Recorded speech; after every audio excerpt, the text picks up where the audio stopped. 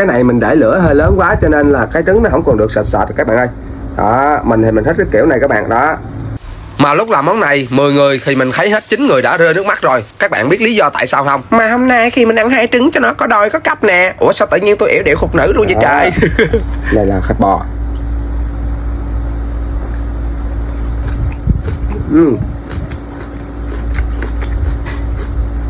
Nó hơi chín quá luôn rồi các bạn.